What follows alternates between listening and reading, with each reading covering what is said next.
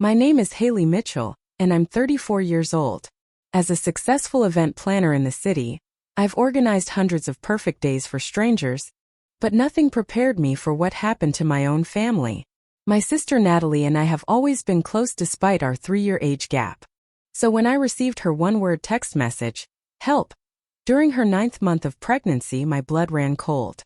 Her wealthy in-laws, the Bradleys, had never really accepted her, but I never imagined just how bad things had gotten. I immediately jumped in my car and drove 2 hours to her house, anxiety building with every mile. Before I continue with what I discovered, please let me know where you're watching from and hit subscribe if you want more real family stories like this one. Natalie and I grew up in a modest middle-class neighborhood in Minnesota. Our childhood was relatively normal until our parents divorced when I was 16 and she was 13. That's when we really became each other's support system. While our mother worked 2 jobs to keep us afloat and our father moved to another state, Natalie and I formed an unbreakable bond. I helped her with homework, attended her school events, and tried my best to fill the gaps that our parents' separation had created. Despite our financial struggles, Natalie was always the determined one. She studied relentlessly throughout high school, and her hard work paid off when she received a full scholarship to attend a prestigious university on the East Coast. I remember the day the acceptance letter arrived. She danced around our small kitchen, eyes bright with possibilities. I had never been more proud. College wasn't easy for her, though. The academic pressure was intense, and she often called me in tears, wondering if she belonged among classmates who seemed to have everything figured out. I talked her through countless late-night study sessions and flew out to visit whenever I could afford it. During her sophomore year, she nearly dropped out after failing a critical exam, but I convinced her to speak with her professor and request additional assignments to improve her grade. Her resilience amazed me. She not only passed the course but received a departmental award the following semester. It was during her final year of college that she met Blake Bradley. She called me giddy with excitement, describing him as thoughtful, intelligent, and surprisingly down-to-earth despite his family's wealth. The Bradleys owned a real estate development company that had properties across 3 states. From the way Natalie described him, Blake seemed genuinely kind and attentive, always bringing her coffee during study sessions and showing real interest in her goals and dreams. After graduation, they continued dating, and 2 years later, she called me screaming with joy. Blake had proposed with a diamond ring that probably cost more than my annual salary. I was happy for her but couldn't ignore the flutter of concern in my stomach. The few times I'd met Blake, he'd been polite but somewhat distant, as if observing rather than participating in our family gatherings. Meeting the Bradley family confirmed my unease. The first dinner at their sprawling estate was filled with subtle reminders of the class divide. Mrs. Bradley, with her perfect coiffure and tennis bracelet, asked Natalie where she summered growing up, then barely concealed her distaste when Natalie mentioned our family's tradition of camping at the state park. Mr. Bradley interrogated her about her career aspirations, nodding with obvious disappointment when she expressed interest in nonprofit work, rather than joining the family business. "I'm worried about these people," I told Natalie afterward. "They seem to care more about appearances than happiness." "You're overreacting," she insisted, squeezing my hand. "Blake isn't like them. He values what I value, and they'll warm up once they get to know me better." But they never did. The wedding planning became a battleground, with the Bradleys systematically dismissing Natalie's preferences. Her desire for a small garden ceremony was overruled in favor of a cathedral wedding with 400 guests, most of whom she'd never met. The intimate reception she dreamed of transformed into a lavish ballroom affair that felt more like a business networking event than a celebration of love. Throughout it all, Blake played mediator, always eventually siding with his parents while assuring Natalie he was just trying to keep the peace. The wedding itself was a showcase of Bradley family connections. Senators, CEOs, and minor celebrities filled the pews. Natalie looked beautiful but bewildered, as if wondering how her life had been so thoroughly commandeered. I served as her maid of honor but felt more like a bystander watching my sister disappear behind a veil of Bradley expectations. After the wedding, our conversations grew less frequent. Natalie and Blake moved into a mansion in an exclusive gated community, an hour outside the city. Whenever I suggested visiting, There was always some reason to postpone renovations, Blake's work commitments, social obligations with his family. Our weekly phone calls dwindled to monthly, then to sporadic text exchanges. When we did speak, Natalie seemed careful with her words, as if someone might be listening. 3 years into the marriage, Natalie called with news of her pregnancy. For the first time in months, she sounded like her old self, excited, hopeful, full of plans. I offered to help with the nursery, but the Bradleys had already hired a renowned interior designer. I suggested hosting a baby shower, but Mrs. Bradley had engaged an event planner, ironically, a competitor of my own business. Every attempt to participate in this milestone was politely but firmly deflected. As her due date approached, our already limited communication became even more strained. Natalie canceled our lunch dates at the last minute. Her phone calls, once chatty and warm, became brief and guarded. The few times we did meet, I noticed how she would check her phone constantly, texting quick responses to someone who seemed to be monitoring her whereabouts. "Is everything okay with you and Blake?" I asked during our last meeting 3 weeks before her due date. "Of course," she said too quickly, eyes darting to her watch. "We're just busy preparing for the baby. His parents have been so involved, they want everything to be perfect." Perfect. The word hung between us like a warning. The Bradleys' version of perfect had always seemed to exclude Natalie's autonomy, her voice, her happiness. But I swallowed my concerns, not wanting to stress her so close to delivery. Then came that text, just one word but loaded with desperation. "Help." And I knew something was terribly wrong. The 2-hour drive to Natalie's house was the longest journey of my life. My hands gripped the steering wheel so tightly my knuckles turned white, and I repeatedly tried calling her, straight to voicemail every time. The gentle rolling of suburban landscapes gave way to increasingly exclusive neighborhoods, until I reached the iron gates of Lakeview Estates, where the Bradleys had purchased Natalie and Blake their wedding present, a 5-bedroom colonial on 2 acres of manicured grounds. I punched in the gate code Natalie had given me months ago, praying it hadn't been changed. The gates swung open, and I sped up the winding driveway, gravel crunching under my tires. The house loomed ahead, 3 stories of architectural perfection that had always felt more like a museum than a home. I parked haphazardly in the circular driveway and ran to the front door, jabbing the doorbell repeatedly. No answer. I tried the handle, surprised when it turned easily. The foyer was silent, sunlight streaming through the massive windows onto marble floors. "Natalie?" I called out, my voice echoing in the cavernous space. No response. Then I heard it. A low moan from somewhere upstairs. My heart lurched, and I took the grand staircase 2 steps at a time, following the sound down the hallway to the master suite. "Natalie. It's Haley. Where are you?" "In here," came a weak voice from the bathroom. I pushed open the door and froze in horror. My sister was on the bathroom floor, propped against the bathtub, her face contorted in pain. Her cotton nightgown was soaked through, her hair plastered to her forehead with sweat. A puddle of fluid spread beneath her. "Oh my God, Natalie!" I rushed to her side, kneeling on the cold tile. "What happened? Where's Blake?" She grasped my hand with surprising strength. "Haley!" she gasped, relief flooding her features. "You came. I didn't know if you would get my message." Her phone lay across the room, as if it had been dropped or thrown. "I've been calling you for an hour," I said, reaching for it. The screen was cracked, but it still worked. Missed calls from me illuminated the display. "I dropped it after texting you," she explained between ragged breaths. Contraction hit.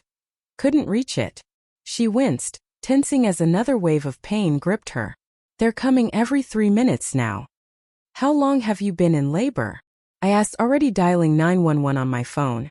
"Since this morning. Maybe 6 hours." She looked up at me, eyes swimming with tears. "Blake left.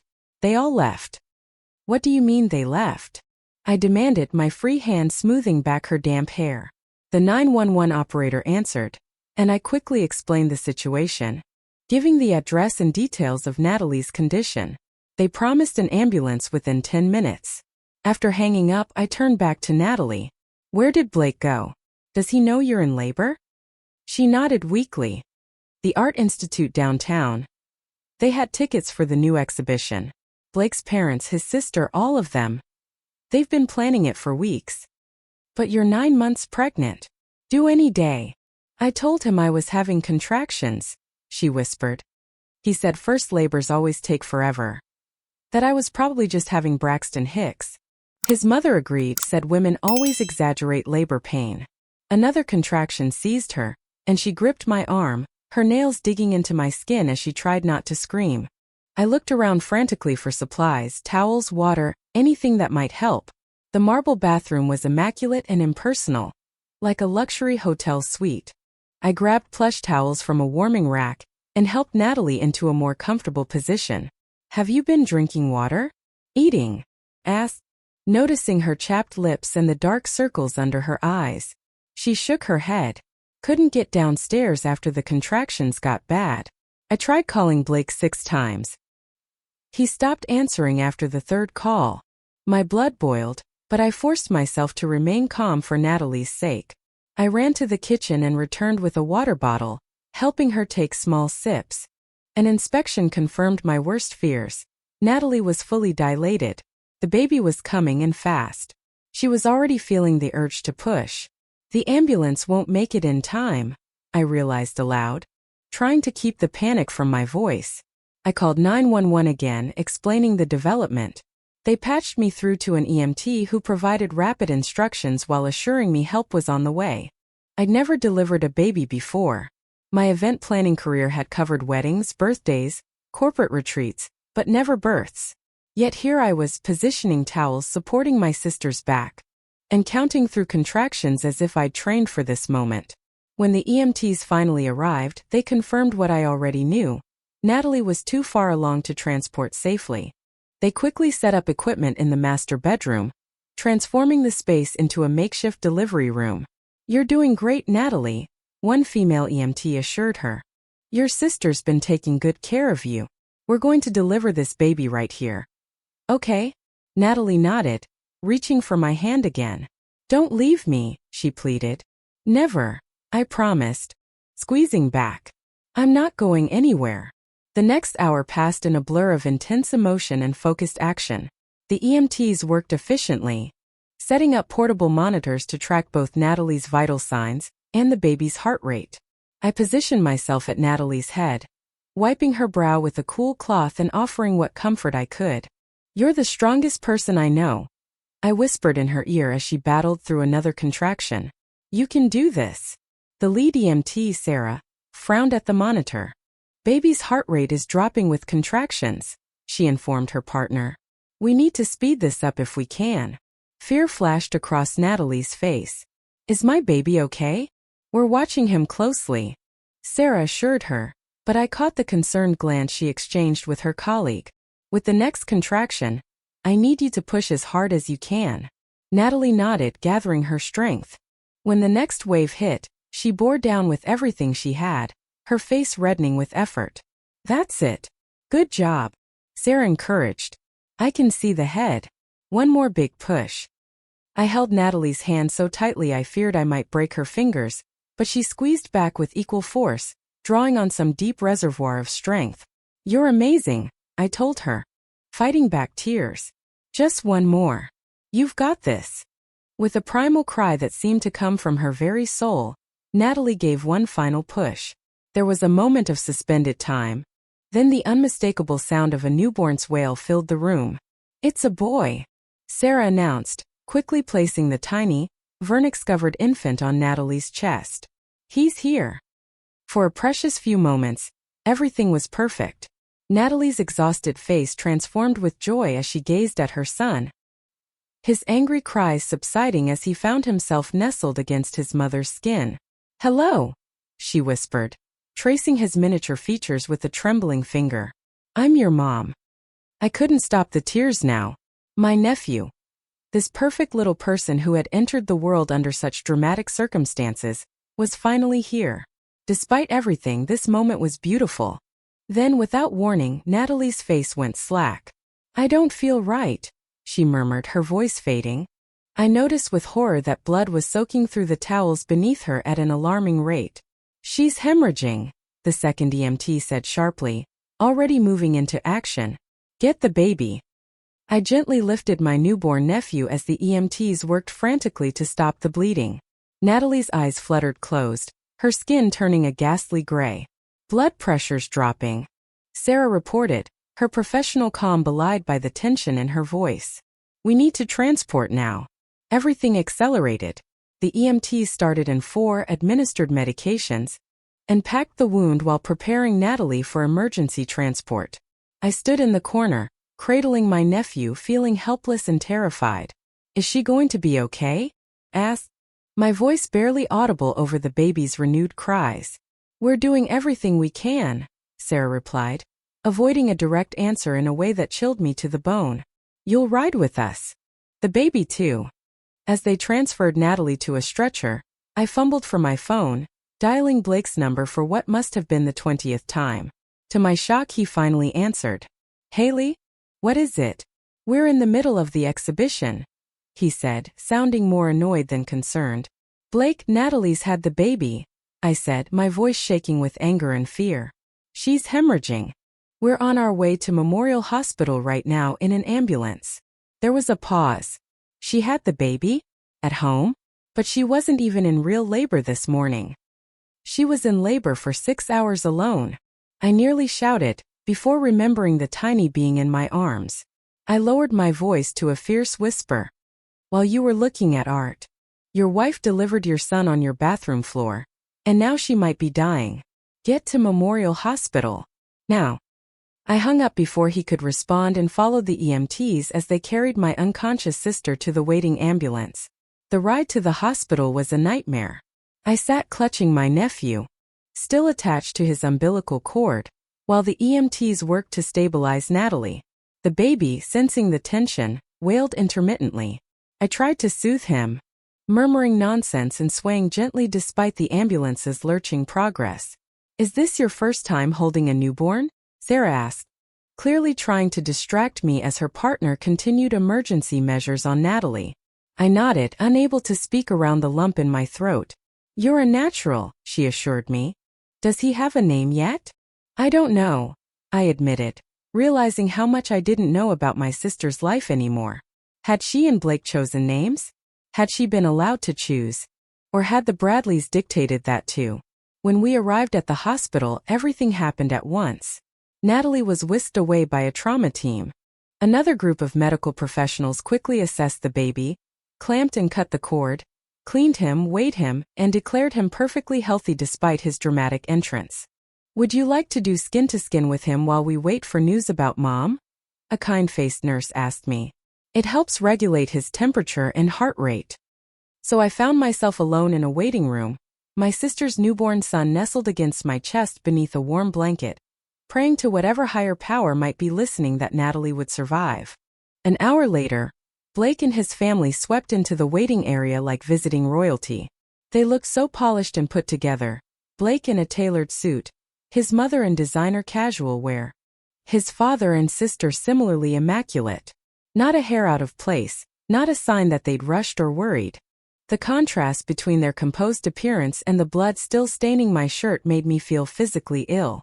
Blake spotted me first, his expression changing from irritation to shock as he registered the bundle in my arms. Where's Natalie? He demanded without greeting. In emergency surgery, I replied coldly. She lost too much blood. They're trying to save her life. Blake's mother stepped forward, arms outstretched. Let me see my grandson, she said, as if it were a foregone conclusion that I would hand him over. I tightened my hold slightly. I'm sorry, Mrs. Bradley, but the EMTs named me his temporary guardian until Natalie is stable. The doctors don't want him passed around right now. Her perfectly plucked eyebrows shot up in indignation. That's absurd. We're his family. So am I countered. And I've been with him since the moment he was born. He's comfortable and settled right now. Blake's face darkened with anger. You can't keep my son from me, Haley. Give him to me. Now. Or what? I challenged, my protective instincts flaring. You'll abandon him like you abandoned your wife when she needed you most. Blake's father stepped forward, his voice low and menacing. You're making serious accusations, young lady. Our family has considerable influence in this community. I suggest you watch your tone. Blake's sister had her phone out, filming our confrontation. Just documenting this for the record, she said with a thin smile when she noticed me looking. The situation might have escalated further if a hospital security officer hadn't approached. Drawn by our rising voices. Is there a problem here? He asked, looking between us. No problem, Blake's mother interjected smoothly. Just a family misunderstanding. My daughter-in-law just had a baby, and we're all a bit emotional. The security officer didn't seem convinced. Keep it down, please. This is a hospital. As he walked away, Blake's mother turned to me, her voice syrupy with false concern. Haley, you've always been jealous of the life Natalie has with us. I understand that. But don't let your resentment cloud your judgment at such an important time. I was saved from responding by the arrival of a doctor in surgical scrubs, her face grave with exhaustion. Family of Natalie Bradley? She asked. We all turned toward her. I'm her husband, Blake said, stepping forward importantly. Mrs. Bradley is stable but in critical condition. The doctor explained. We've managed to stop the hemorrhaging, but she lost a significant amount of blood and required multiple transfusions. She'll remain in intensive care for at least 48 hours. But she'll recover? Blake asked. Women have babies all the time, his mother added dismissively. I'm sure she'll be fine. The doctor's professional demeanor cracked slightly. Mrs. Bradley nearly died today. If her sister hadn't found her when she did, we would be having a very different conversation right now. Something in me snapped. All the fear, anger, and horror of the day crystallized into a clarity I'd never experienced before. Do you want to know why I found her? I said, my voice eerily calm. Because Natalie texted me for help after Blake ignored 12 messages from his laboring wife. I shifted the baby to one arm and pulled out my phone, opening the screenshots Natalie had sent me between contractions. I held up the screen, displaying Blake's responses to her increasingly desperate pleas. Probably just false labor. Mom says first babies take forever. Can't leave in the middle of the tour. It was impossible to get these tickets. Stop being dramatic. Call if it's an actual emergency. The doctor's expression hardened as she read the messages. The security officer, who had lingered nearby, moved closer again. Blake's face flushed with embarrassment. You don't understand the context. I understand perfectly. I cut him off. I understand that your wife delivered your son alone on a bathroom floor, because you and your family decided an art exhibit was more important than her well-being. Blake's father stepped forward, straightening his expensive jacket. This is a private family matter that doesn't need to be aired publicly. I'm sure we can come to a generous financial arrangement that satisfies everyone, provided this unfortunate situation remains confidential. I stared at him in disbelief. You think you can buy your way out of this? I think, he replied coldly, that you don't want to make enemies of the Bradleys. The Bradleys' threat hung in the air like a toxic cloud.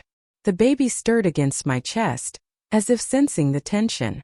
I adjusted the blanket around him, using the moment to collect my thoughts.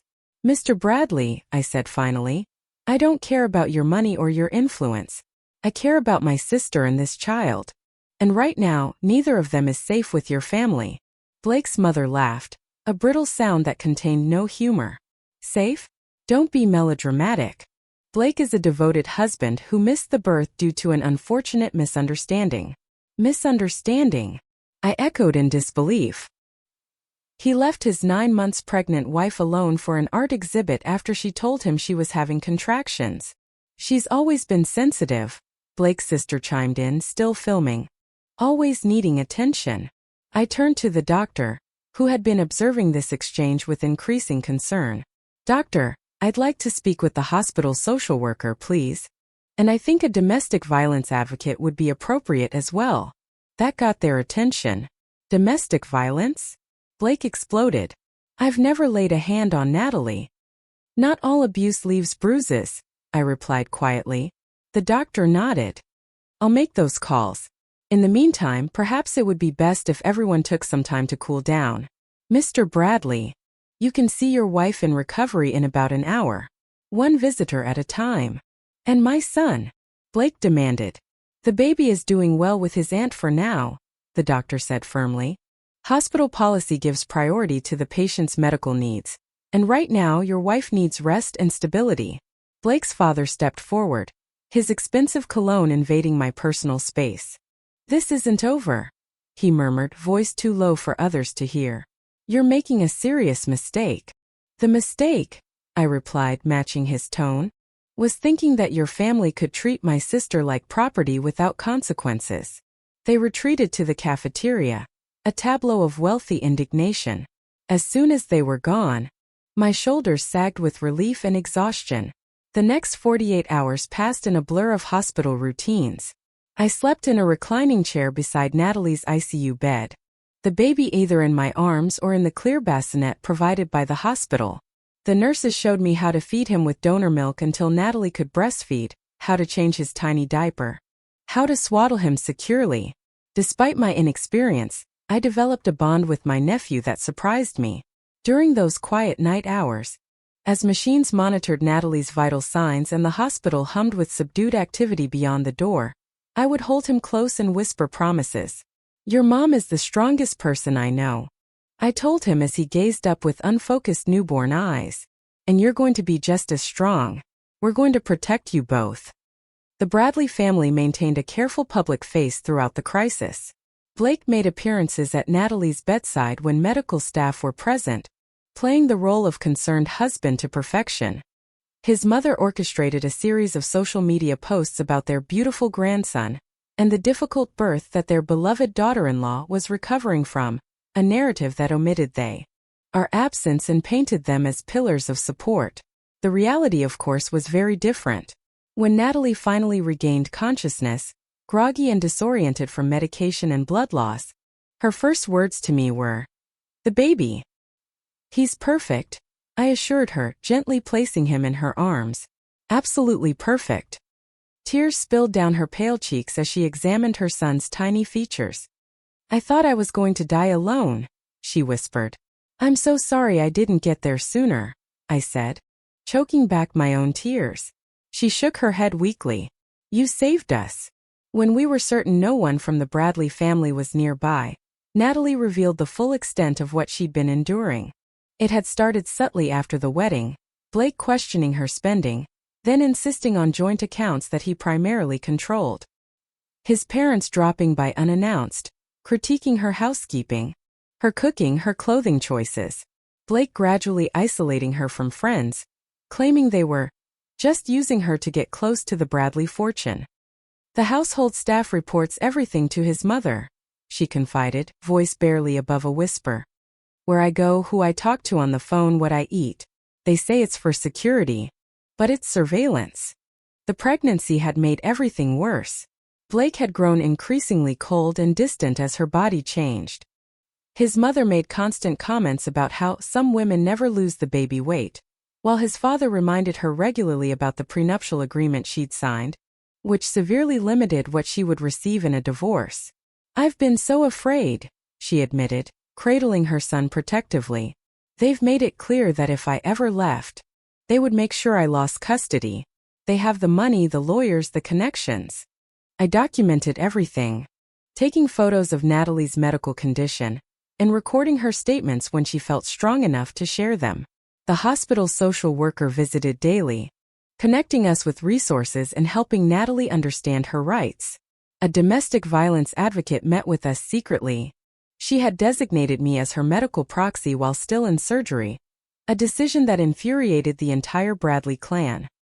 He performed concern whenever doctors or nurses were present, but I caught glimpses of his true feelings in unguarded moments, irritation, inconvenience, and a disturbing lack of empathy. On the third day, I accidentally overheard a conversation between Blake and his father in the hallway outside Natalie's room. "The PR team has drafted a statement for social media," Mr. Bradley was saying. "We're positioning this as a medical emergency that brought the family closer together. Your heroic rush to the hospital, your unwavering support during her recovery." "What about Haley?"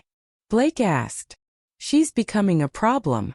"We're working on that," his father replied. "Our investigator is looking into her business, her personal life. Everyone has leverage points. We'll find hers. I slipped back into the room before they could spot me, my resolve hardening. We needed to get Natalie and the baby away from these people, and fast. Natalie was scheduled for discharge in 2 days. Blake had already begun elaborate preparations for her homecoming, arranging for a private nurse, a professional photographer to document the baby's arrival at the mansion, and even tipping off local media about the heartwarming return of the newest Bradley heir. What he didn't know was that the hospital administration, alarmed by the documented pattern of control and emotional abuse, had agreed to help us execute a very different plan. Natalie improved steadily over the next 2 days, though she remained weak from blood loss and the trauma of childbirth. The baby, who she named James after our grandfather over Blake's objections, he had wanted Blake Jr., thrived under our combined care. I learned to interpret his different cries, to burp him effectively, to treasure the moments when he would grip my finger with his tiny hand. During quiet periods when Natalie slept, I would take James to the window and point out the world beyond the hospital. "That's the sky," I would whisper. "That's where the sun lives. Someday you'll feel grass under your feet and splash in puddles. Someday you'll be free." Freedom became our secret watchword. Whenever Blake or his family members visited, Natalie would transform into a quiet, agreeable version of herself, nodding at their pronouncements about how the nursery was being finalized or how Mrs. Bradley had already scheduled the baby's first professional photo shoot. "Just play along," I advised her when we were alone. "Conserve your strength. We have a plan." The plan had come together with remarkable speed, thanks to the hospital's domestic violence protocol and the contacts our advocate had provided. The social worker had connected us with a family law attorney who specialized in high-conflict divorces involving wealthy families. The lawyer had agreed to meet with us after hours, slipping into Natalie's hospital room disguised as a phlebotomist. "The most dangerous time for women in controlling relationships is when they try to leave," she explained, reviewing the documentation we'd gathered. "Especially when there's a child involved. The Bradleys will use every resource at their disposal to maintain control." "They've already threatened to investigate me," I admitted. "They'll do worse than that," the lawyer warned. "They'll try to paint Natalie as an unfit mother, emotionally unstable, possibly even dangerous to the baby. They'll use their money and connections to rewrite reality." Natalie clutched James closer. "Can we stop them?" "We can fight them," the lawyer said firmly.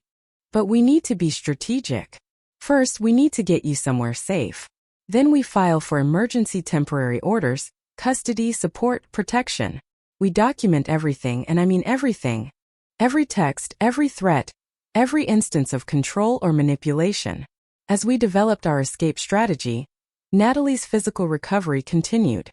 The medical team was impressed by her resilience, though they insisted she would need several more weeks of rest and limited activity. This medical necessity became part of our cover. Blake couldn't very well object to her following doctor's orders. The day before discharge, Blake arrived with an entourage. His parents, his sister, and a woman he introduced as the baby's new nanny, hired without any consultation with Natalie. "She comes highly recommended," Mrs. Bradley announced. "She's cared for children in several prominent families." The nanny, a severe-looking woman with a tight smile, nodded formally. "I've prepared a schedule for the baby," she said, producing a printed document. "It's important to establish routines immediately." I caught Natalie's eye across the room and saw the flash of panic there. This woman wasn't a nanny. She was another layer of surveillance, another way for the Bradleys to maintain control.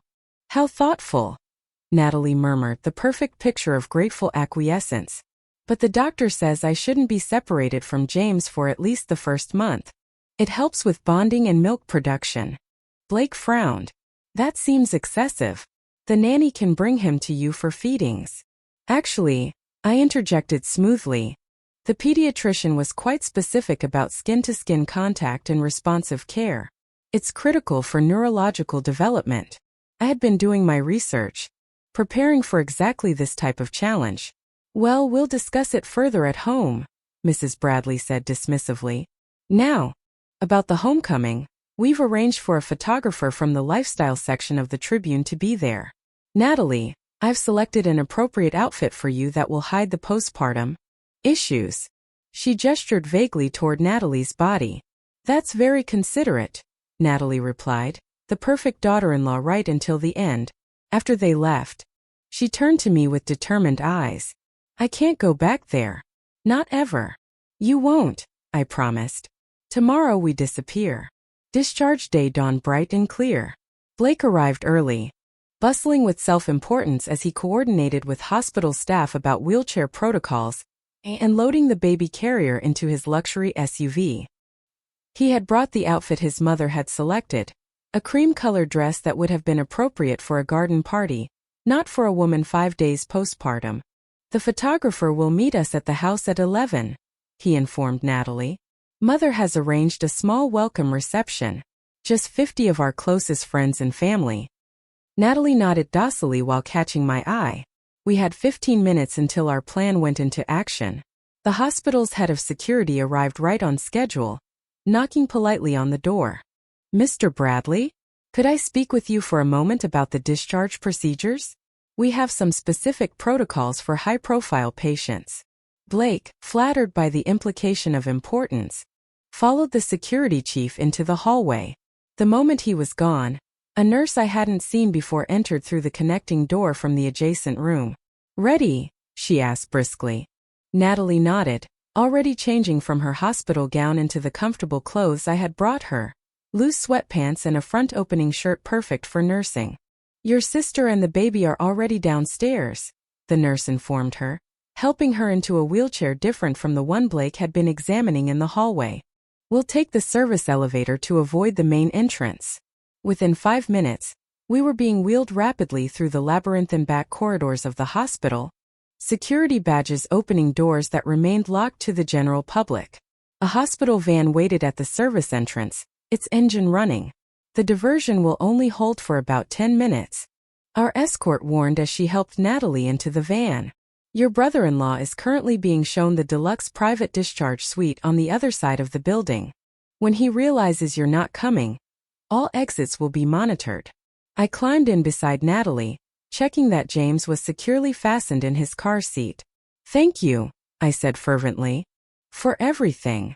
The driver, another security officer, nodded grimly. Domestic violence protocol. We take it seriously here. As we pulled away from the hospital, I caught a glimpse of Blake bursting through a door onto the service driveway, his face contorted with rage as he spotted the departing van. He was already on his phone, presumably calling reinforcements. He's seen us, I warned. Don't worry, the driver assured me, making a sharp turn onto a side street. We have 3 identical vans leaving from different exits. And we're not going where he thinks we're going. True to his word, we followed a circuitous route through the city before eventually arriving not at my apartment, as the Bradleys might expect, but at a nondescript building in a quiet residential neighborhood. Transitional housing, the driver explained as he helped unload Natalie and the baby. It's secure, confidential, and comfortable. You can stay here until you figure out next steps. Inside, we found a simple but clean 2-bedroom apartment furnished with essentials. A volunteer showed us around, explaining the security features, key card entry, 24-hour staffing, cameras covering all entrances. No one can get in without clearance, she assured us. And your names aren't on any paperwork that could be accessed publicly. As the reality of our escape sank in, Natalie finally broke down, sobbing as she clutched James to her chest. I can't believe we did it, she whispered between tears. I can't believe we're free. But our ordeal was far from over. Within hours, Blake had mobilized the full force of Bradley resources against us. My phone exploded with increasingly threatening voicemails and texts. You've kidnapped my son. That's a felony. My father is on the phone with the police commissioner right now. You have 1 hour to bring them back before we press charges. When I didn't respond, the tactics escalated. Natalie discovered that all her credit cards had been canceled. Her phone was remotely wiped.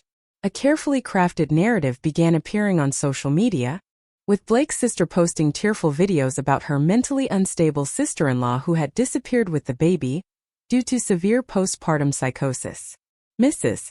Bradley gave an exclusive interview to a friendly lifestyle blogger, expressing concern about her grandson's welfare and implying that Natalie had a history of emotional problems that had been compassionately managed by the family until now. The most unexpected support came from Blake's estranged aunt, Catherine, who contacted me through my business website after seeing the social media campaign against Natalie. "They did the same thing to me 20 years ago," she told me when we met at a neutral location. "I married Blake's uncle Robert, and when I tried to leave after years of emotional abuse, they destroyed me, claimed I was an alcoholic, unfit mother, gold digger, you name it. I lost everything, including my daughter." Catherine provided not only moral support but crucial financial assistance when we discovered that the Bradleys had somehow frozen Natalie's personal bank account despite it not being jointly held with Blake. "They have bankers in their pocket," Catherine explained grimly. "Legal or not, they get what they want." She also supplied evidence of a family pattern. Other women who had married into the Bradley family only to be isolated, controlled, and eventually discarded or trapped. This history would prove invaluable to our legal case. Despite our secure location, Natalie struggled with depression and anxiety during her physical recovery. She jumped at unexpected noises, convinced Blake had found us. She wept over James, terrified he would be taken from her.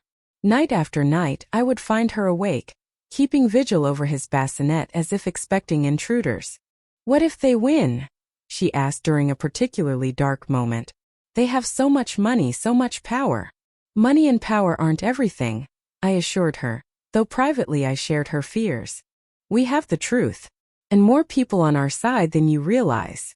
Those words were tested a week later when a courier delivered legal papers seeking emergency custody of James, claiming Natalie had a history of prescription drug abuse during pregnancy, a complete fabrication, and was a flight risk who had kidnapped the child from his father. Our lawyer was prepared for this move. "They're following the standard wealthy abuser playbook," she said, reviewing the filing. "Make the victim look unstable, throw money at expedited hearings, overwhelm with paperwork. But we've got medical records, witness statements from hospital staff, and documented evidence of Blake abandoning Natalie during labor. We'll counterfile immediately." That same day, I returned to my apartment to collect more clothes for Natalie and James. I knew immediately something was wrong. The door was unlocked, though I distinctly remembered securing it. Inside, drawers had been pulled open, papers rifled through, my laptop missing. Building security footage confirmed my suspicions. 2 men in maintenance uniforms had entered using a key. The police identified them as private investigators frequently employed by the Bradley family's corporate security team. The break-in proved to be a tactical error on the Bradleys' part. The police involvement created an official record of their intrusion, and the judge overseeing the emergency custody petition was not impressed by these tactics. Instead of granting Blake's request, she issued a temporary restraining order against him, citing credible concerns about coercive control and potential stalking behavior. The media narrative began to shift as well. A reporter who had initially covered the story as "wealthy family's newborn heir missing" began asking more probing questions after receiving an anonymous tip about Natalie's near-death experience and subsequent hospitalization. Other outlets picked up the thread, raising questions about why the Bradleys had been at an art exhibit while Natalie was in labor. Slowly, painfully, Natalie began to reclaim her voice. With my encouragement and the support of our growing circle of allies, the hospital staff, Catherine, the domestic violence advocates, she began to challenge the narrative the Bradleys had constructed around her. "I want to tell my story," she decided one evening, as James slept peacefully in her arms. "The real story, not their version." Together, we crafted a simple, honest video account of her experience, the isolation, the control, the abandonment during labor, and her near-death experience. We worked with our lawyer to ensure nothing would compromise the legal proceedings, focusing on documented facts rather than accusations. When the video was ready, we posted it with trepidation, knowing the Bradleys would retaliate. Within hours, it had been viewed thousands of times. By morning, hundreds of thousands. Blake's sister tried to have it removed, claiming copyright infringement on family photos that appeared briefly in the background of one shot. But the attempt only drew more attention to Natalie's testimony. Most significantly, other women began coming forward, former employees of Bradley companies, ex-girlfriends of Bradley men, even distant family members, all sharing similar experiences of control, manipulation, and retaliation. The wall of Bradley invincibility began to crack. The first month after our escape passed in a blur of legal maneuvers, security precautions, and the round-the-clock demands of caring for a newborn. Natalie grew stronger physically but remained emotionally fragile, startling at loud noises and checking the locks repeatedly before she could sleep. James, blissfully unaware of the turmoil surrounding his entry into the world, thrived under his mother's devoted care. I watched in awe as Natalie, despite everything she'd endured, summoned the strength to nurse him through the night, to sing to him when he was fussy, to study his tiny face as if memorizing every detail.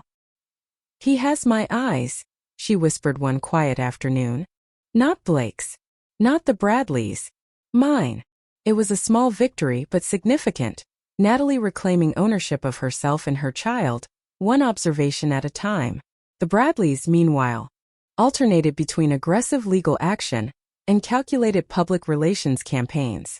Their attorneys filed motion after motion, for emergency custody hearings, for psychological evaluations of Natalie, for supervised visitation for Blake. Each filing required a response from our lawyer, draining Natalie's limited financial resources and emotional energy. Simultaneously, they crafted a public narrative painting Natalie as mentally unstable and manipulated by her jealous sister.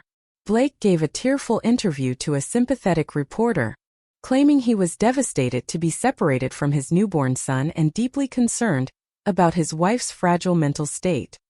Sources close to the family leaked selective medical records suggesting Natalie had been prescribed anti-anxiety medication during pregnancy, presenting this routine treatment as evidence of serious psychiatric issues.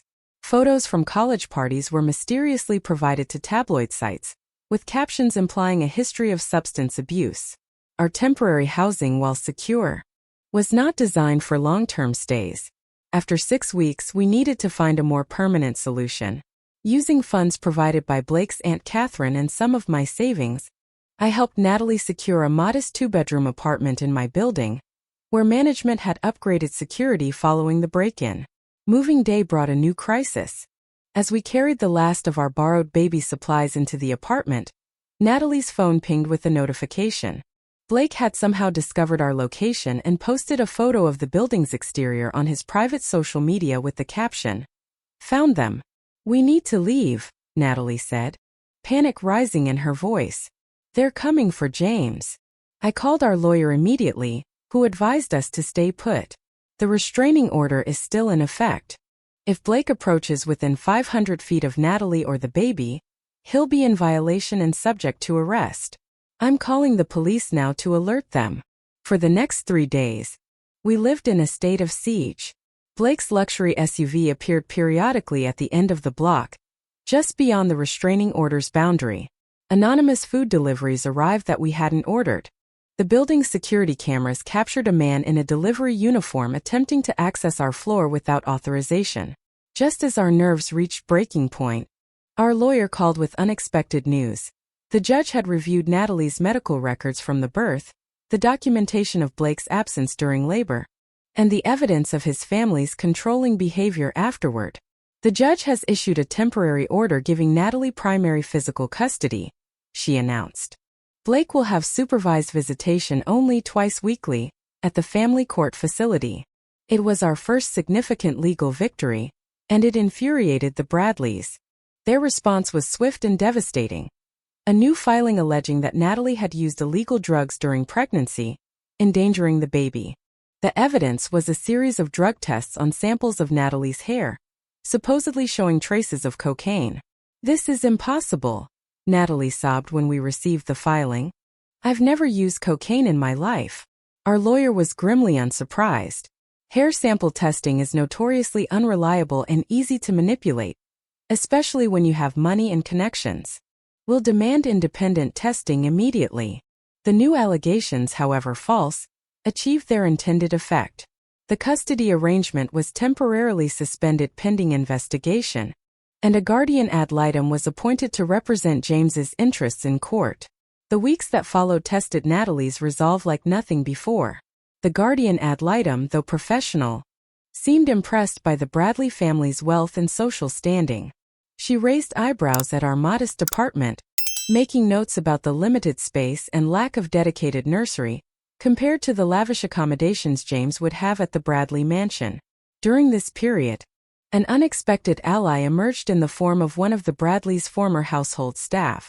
Maria, who had worked as a housekeeper at the mansion for 3 years, contacted our lawyer after seeing Natalie's video. "They made me spy on her," Maria confessed when we met at our lawyer's office. "Mrs. Bradley would give me bonuses for reporting what Mrs. Natalie ate, who visited her, what she said on the phone. When she got pregnant, they installed cameras in the bedroom and bathroom, claiming it was for her safety but really to watch her all the time." Maria's testimony about the surveillance and control tactics employed by the Bradleys provided crucial corroboration of Natalie's account. She also revealed that Blake had been having an affair with his father's executive assistant throughout Natalie's pregnancy, information that, while painful for Natalie to hear, helped explain his emotional detachment. Armed with this new evidence and the results of an independent drug test that cleared Natalie of any substance use, our lawyer filed for an emergency hearing. The night before the court date, Blake called Natalie directly, violating the restraining order. "This can all go away," he said, his voice unnervingly calm. "Come home with James. We'll forget this unfortunate episode. My parents are willing to be generous. A separate wing of the house for you and the baby, a substantial monthly allowance, even your own car and driver." "And if I refuse?" Natalie asked, recording the call as our lawyer had instructed. "Then we'll destroy you," he replied simply. "My father has judges, police commissioners, and child welfare officials on speed dial. One call, and James becomes a ward of the state pending years of litigation. Is that what you want for our son?" The recorded threat became Exhibit A at the next day's hearing. The judge, a no-nonsense woman with 20 years on the family court bench, listened to the recording with a deepening frown. "Mr. Bradley," she addressed Blake directly, "are you aware that threatening the mother of your child with having that child removed by the state constitutes attempted coercion and potentially witness tampering?" Blake's attorney jumped in smoothly. "Your Honor, my client was merely expressing his legitimate concerns about his son's welfare in an emotionally charged moment. The Bradleys have only ever wanted what's best for both Mrs. Bradley and the minor child." The judge was unmoved. "What I hear on this recording is a threat, counselor. And what I see in these filings is a pattern of control, manipulation, and now attempted intimidation that troubles me deeply."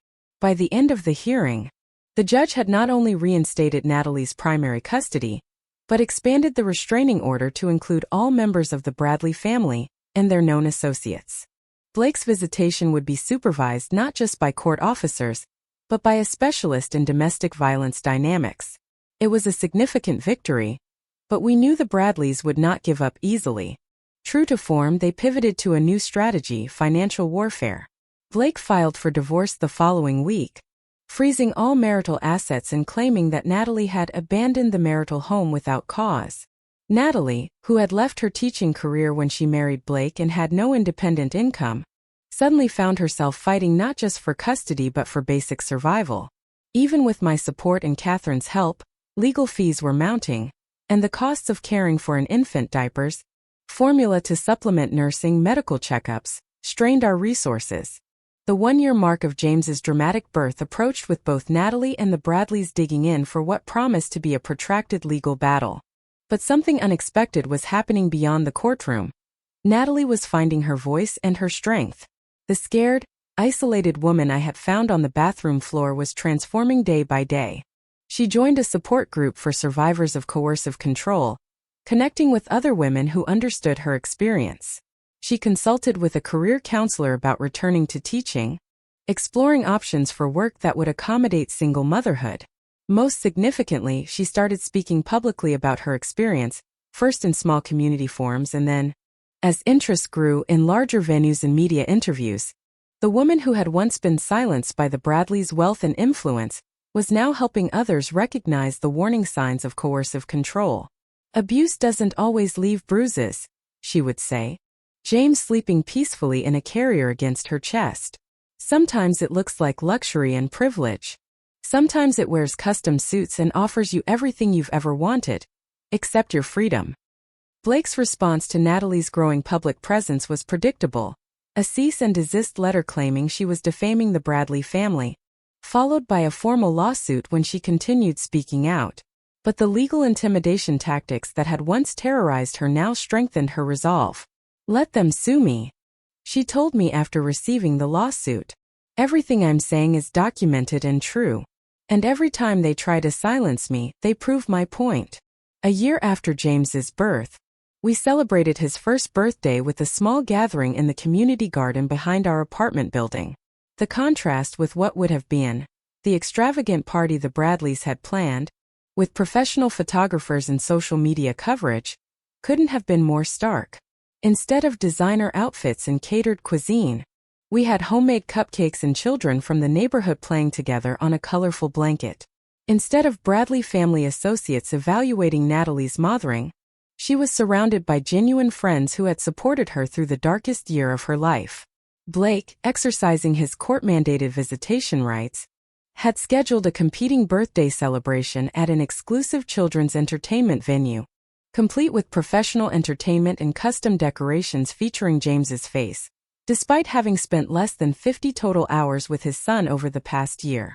As the afternoon sun filtered through the leaves above us, Natalie sat cross-legged on the grass, watching James toddle unsteadily toward a butterfly. She looked up at me, a peace in her expression I hadn't seen since before her marriage. "I used to think love meant sacrifice," she said quietly, "that I had to give up pieces of myself to be worthy of Blake and his family. I thought their wealth and status meant they knew better than I did about everything, how to dress, how to speak, how to live." She reached out to steady James as he wobbled, his chubby hands grasping at the air as the butterfly fluttered beyond his reach. "Now I understand that real love expands you. It doesn't diminish you. Real family lifts you up. It doesn't tear you down." She smiled as James abandoned his butterfly chase and crawled into her lap. "I want him to grow up knowing that his value isn't in his name or his inheritance, but in his kindness, his courage, his ability to stand up for what's right." I watched my sister cradle her son, marveling at her transformation. The Bradleys had tried to break her with their money, their lawyers, their social influence. Yet here she was, stronger and more authentic than I'd seen her in years. The legal battles weren't over. The divorce and custody disputes would likely continue for months, if not years. The Bradleys' resources were vast, and their determination to maintain control was unwavering. But something fundamental had shifted. Natalie was no longer fighting just to escape them. She was fighting to create something better, something true. And in that creation she was healing. 1 year has passed since that harrowing day when I found my sister alone and in labor on her bathroom floor. Looking back, it's almost impossible to reconcile the broken, frightened woman I rescued with the confident mother I see before me today. Natalie and James now live in a sunny 2-bedroom apartment just 10 minutes from mine. It's nothing like the mansion she shared with Blake. No marble countertops or crystal chandeliers, but it vibrates with something the Bradley house never had: joy. Colorful alphabet blocks scatter across the living room floor. Finger paintings adorn the refrigerator. A bookshelf overflows with board books and parenting resources. This is a home, not a showpiece. The custody battle reached a resolution 3 months ago, with the family court judge awarding Natalie primary custody after reviewing the extensive evidence of Blake's emotional abuse and the Bradley family's controlling behavior. The turning point came when the court-appointed psychologist testified about the pattern of coercive control evident in Natalie's marriage, citing Blake's abandonment during labor as a particularly disturbing example of his disregard for her well-being. Blake now has limited supervised visitation twice monthly, visits he often cancels at the last minute for business trips or social obligations, his initial fervor for fatherhood apparently dimming once it became clear he couldn't use James as leverage against Natalie. The Bradleys' social standing has suffered in the aftermath of the public custody battle. Several of their philanthropic board positions have quietly not been renewed. Their annual charity gala saw noticeably reduced attendance. The whispers that once elevated their family name now carry different connotations: of cruelty, of control, Of a dynasty built on the silencing of women, Natalie has found her professional footing again, accepting a part-time position teaching art at a progressive elementary school that offers on-site childcare for staff members. She brings James with her 3 days a week, watching with pride as he interacts with other children and develops his own budding creativity. Her therapy journey continues, weekly sessions with a trauma specialist who helps her process not just the dramatic events of James's birth, but the years of subtle undermining and isolation that preceded it. She still has nightmares sometimes, still checks the locks twice before bed, still flinches when she sees a car that resembles Blake's parked near her building. Recovery isn't linear, but it's happening day by day. Most remarkably, Natalie has reconnected with friends from before her marriage, women who had been gradually pushed out of her life by Blake's disapproval and the Bradleys' demands on her time. These renewed friendships, along with new connections made through her support group, have created a genuine community around her and James. Looking back, I can see warning signs we both missed in those early days of her relationship with Blake. The way he always needed to know where she was and who she was with.